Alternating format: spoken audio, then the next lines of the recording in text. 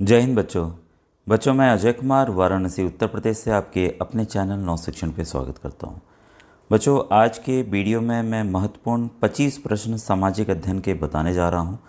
जो बच्चे श्रेष्ठा योजना, NMMS राष्ट्रीय आय योग्यता आधारित छात्रवृत्ति परीक्षा, चाहे आप जिस राज्य के हों, सैनिक स्कूल, नवोदय विद्यालय या PMSSB, जो भी बच्चे क्लास 8 में पढ़ रहे हैं या पढ़ के पास हुए हैं और उस पे आधारित कोई प्रतियोगी परीक्षा कम्पिटिटिव एग्ज़ाम्स दे रहे हैं, तो उनके लिए बेहद महत्वपूर्ण है। और बच्चों, वीडियो के डिस्क्रिप्शन में व्हाट्सएप ग्रुप का लिंक है, मिल जाएगा, तो आप फ्री तैयारी कर सकते हैं। जैसा आप जानते हैं, मैं गवर्नमेंट टीचर हूँ, सरकारी अध्यापक हूँ और समाज के लिए, बच्चों के लिए कार्य कर रहा हूँ। बच्चों, ये पूरे प्रश्न मैं हिंदी में बताने जा रहा हूँ, तो आइए ध्यान से पढ़िए क्योंकि काफ़ी इम्पॉर्टेंट है, तो इसे मुझे बताना बेहद ज़रूरी, मैं समझ रहा हूँ बच्चों। ठीक है। पहला क्वेश्चन है, वह कौन सा उद्योग जिसमें महासागर से प्राप्त वस्तुओं को संसाधित किया जाता है? ठीक है, तो पहला ऑप्शन देखेंगे तो कृषि उद्योग है, दूसरा जो है समुद्र आधारित उद्योग है, तीसरा खनिज आधारित उद्योग है, चौथा जो है वन आधारित उद्योग है। ठीक है, तो बच्चों जैसे समुद्र की मैंने बात की, यहाँ पर ओशन की बात की गई है, तो भाई उसको समुद्र आधारित उद्योग ही तो कहेंगे, तो काफ़ी आसान है। ठीक है, तो इंग्लिश में क्योंकि मैरीन वर्ड आता है तो इंग्लिश वाले बच्चों के लिए दिक्कत हो सकती है, हिंदी वाले बच्चे प्रश्न को देखकर आसानी से कर लेंगे। अब ये देखिए, Rourkela steel plant is located in which state of India? तो राउरकेला बच्चों उड़ीसा राज्य में है, ठीक है, जहाँ पर स्टील का उत्पादन होता है। ठीक है, इसके बाद है क्वेश्चन 303। कह रहा है, वह कौन सा कारण था जिसकी वजह से सिपाही मंगल पांडे को फांसी मिली? तो काफ़ी बार देखिए मंगल पांडे के ऊपर और 1857 की क्रांति के ऊपर प्रश्न पूछे जाते हैं, तो इसमें भी ये अलग तरह का प्रश्न है। तो इसके पीछे कारण था अंग्रेज़ों या उनके अधिकारियों पे हमला करने के लिए। ठीक है, तो ऑप्शन नंबर 2 इसका जो है बच्चों वो सही है। और इनको अप्रैल में ही, मेरे ख्याल से जो तारीख याद है, 8 अप्रैल को 1857 को इसलिए फांसी भी दे दी गई थी। ठीक है, मंगल पांडे को। फिर है 104, किस स्तर की न्यायपालिका किसी भी व्यक्ति को जेल नहीं भेज सकती? ठीक है, किस स्तर की, किस लेवल की? तो पहला ऑप्शन है सुप्रीम कोर्ट, दूसरा ऑप्शन है ये आपका ये हाई कोर्ट, फिर अधीनस्थ न्यायालय, फिर न्याय पंचायत। ठीक है, तो न्याय पंचायत है यहाँ पर। तो इसका जो सही आंसर है बच्चों वो है आपका न्याय पंचायत। मतलब जो ग्राम स्तर की पंचायत होती है वह केवल जेल नहीं भेज सकती है, बाकी जो सभी हैं वो जेल भेज सकते हैं। ठीक है, और ये बहुत इम्पॉर्टेंट है कि न्याय पंचायत जो गांव के जो न्याय पंचायत होते हैं उनका गठन जो है, ये इनको संवैधानिक पावर जो दिया गया वो 1993 में दिया गया था। ठीक है, तो अब एक इम्पॉर्टेंट लेवल बन गए हैं हमारे। फिर है क्वेश्चन नंबर 105, वह कौन सी विशेषताएं हैं जो किसी भी वस्तु को पदार्थ या संसाधन बनाती हैं? ये सेम क्वेश्चन बच्चों आया हुआ है श्रेष्ठा में भी और कई एग्ज़ाम्स में आता भी है। ठीक है, उपयोगिता, मात्रा, फिर है प्रायोज्यता, ठीक है, या 1 और 3 दोनों। ठीक है, तो 105 का सही आंसर है बच्चों आपका ऑप्शन नंबर 4, यानी कि उसकी यूटिलिटी और यूज़ेबिलिटी। ठीक है, तो ये काफ़ी इंपॉर्टेंट है, इसको आप ज़रूर नोट कर लीजिएगा। ठीक है, तो इसमें किसी वस्तु या सेवाओं की प्रयोज्यता और उपयोगिता उसे संसाधन बनाती हैं। ठीक है, तो इसका इंपॉर्टेंट पॉइंट है, इसको नोट जरूर कीजिएगा। फिर 106 हिंदी में है, पृथ्वी से तेल निकालने के लिए किस विधि का प्रयोग किया जाता है? तो पृथ्वी से तेल निकालने के लिए किस विधि का प्रयोग किया जाता है? पहला ऑप्शन है साफ्ट खनन, फिर है ड्रिलिंग, फिर है ओपन कास्ट खनन, फिर है उत्खनन। ठीक है, तो तेल निकालने के लिए हम ड्रिलिंग का मतलब ज़मीन के अंदर छेद करके तेल निकाला जाता है, या समुद्र के जो तल होता है उसके अंदर भी छेद करके निकाला जाता है। तो ये है आपका ऑप्शन नंबर 2 बच्चों, इसका सही है 106 का। ठीक है, इसके बाद 107 है, FIR, जो FIR रिपोर्ट दर्ज कहाँ की जाती है? तो आप भाई फिल्मों में सब तरह से आप जानते होंगे, तो ये मैं आप कमेंट सेक्शन बताइए FIR का फुल फॉर्म क्या होता है। ठीक है, FIR में को अगर बड़ा करेंगे तो क्या होगा, इसको आप कमेंट सेक्शन में लिखिएगा। क्वेश्चन 108 है, निम्नलिखित उदाहरणों में से कौन सा उदाहरण भूजल से संबंधित नहीं है? ठीक है, तो पहला है नदी का बहता हुआ जल, दूसरा है हैंडपाइप द्वारा निकाला हुआ पानी, तीसरा है सबमर्सिबल द्वारा निकाला हुआ पानी, तीसरा है कुओं के माध्यम से निकाला पानी। तो भाई सब तो ज़मीन से ही निकल रहे हैं, ठीक है, और एक ज़मीन के ऊपर बह रहा है, तो बताने की ज़रूरत नहीं है कि ऑप्शन नंबर 1 इसका सही है। 109 है क्वेश्चन आपके सामने। वन किसके संतुलन को बनाए रखने में मदद करता है?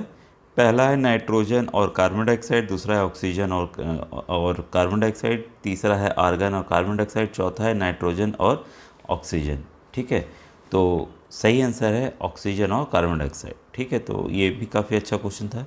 क्वेश्चन 110 है, भारत में पहली सफल आधुनिक कपड़ा मिल कहाँ स्थापित की गई? ठीक है, तो पहली सफल आधुनिक मिल जो है वो मुंबई में स्थापित की गई थी। ठीक है, तो ये कब की गई थी? 1854 में। तो इसको आप अलग से नोट कर लीजिएगा। और इसका पहला प्रयास लेकिन जो किया गया था वो कोलकाता में किया गया था।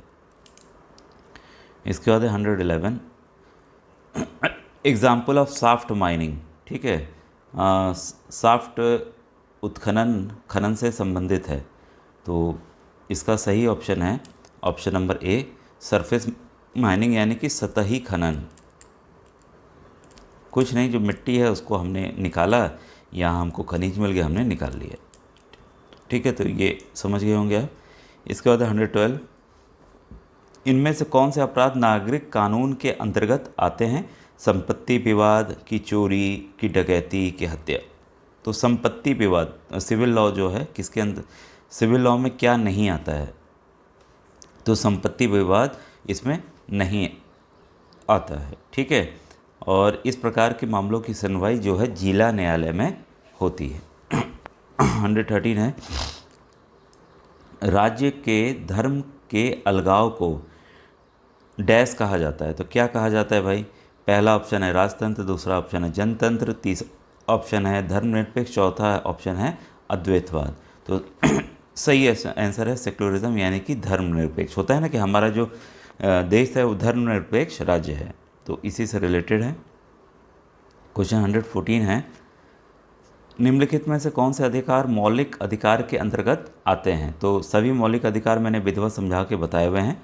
आपको NMMS की जो प्लेलिस्ट है सामाजिक अध्ययन की, SST की, उसको आप देख लीजिएगा, पूरी तैयारी हो जाएगी। वैसे मैंने विज्ञान का भी अलग बनाया हुआ है और गणित का भी बनाया हुआ है, तो कुछ बच्चे गणित की डिमांड कर रहे थे, तो उसको जाकर आप प्लेलिस्ट से देख सकते हो। मैंने 2 वर्षों के हल प्रश्न पत्र PMSSB श्रेष्ठा के भी अलग से डाले हुए हैं।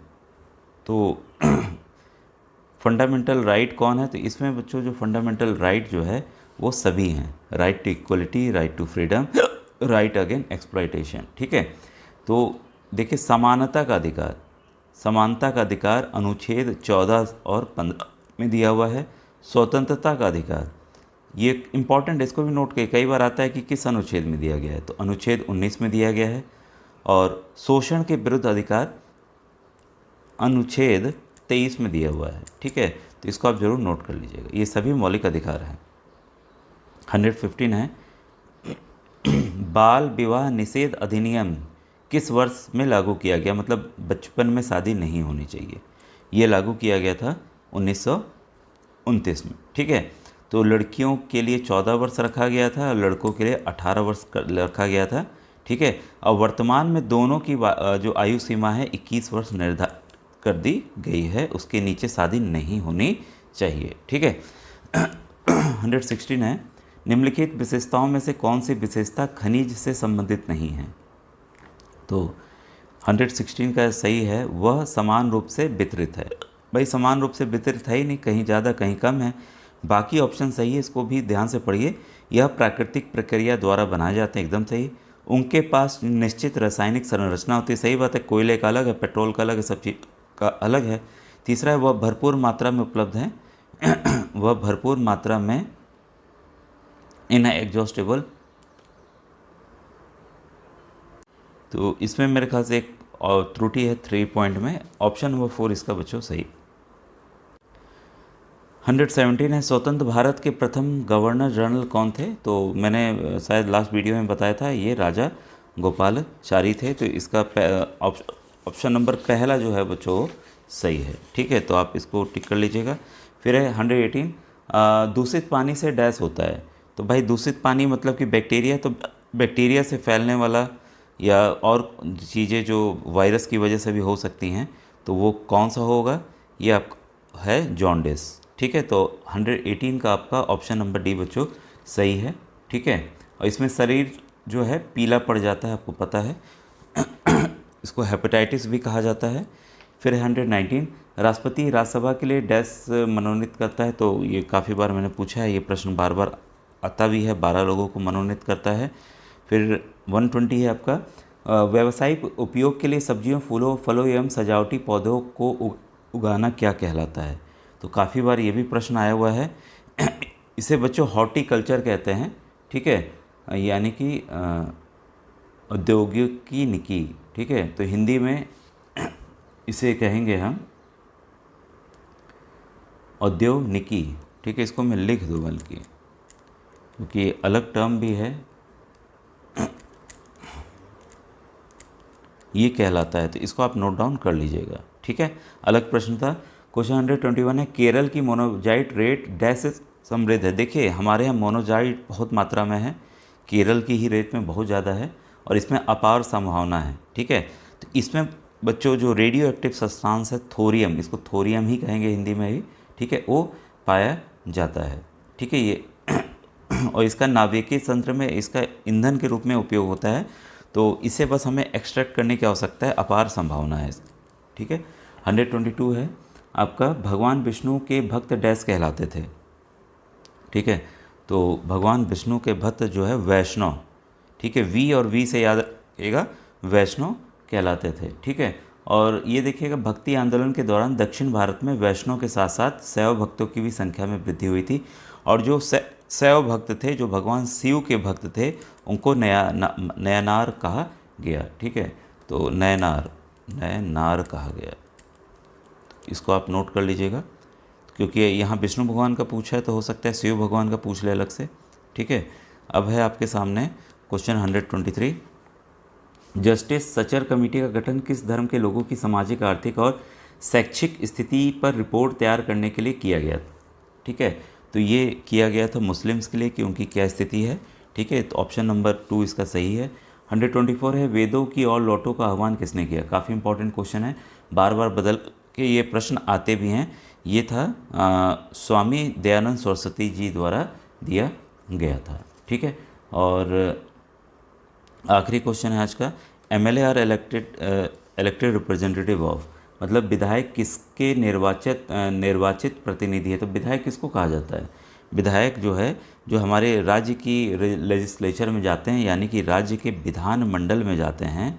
ठीक है, उन्हें ही हम क्या कहते हैं, एमएलए कहते हैं, मेंबर ऑफ लेजिस्लेटिव असेंबली। तो इसका फुल फॉर्म भी याद रखिएगा, मेंबर ऑफ लेजिस्लेटिव असेंबली।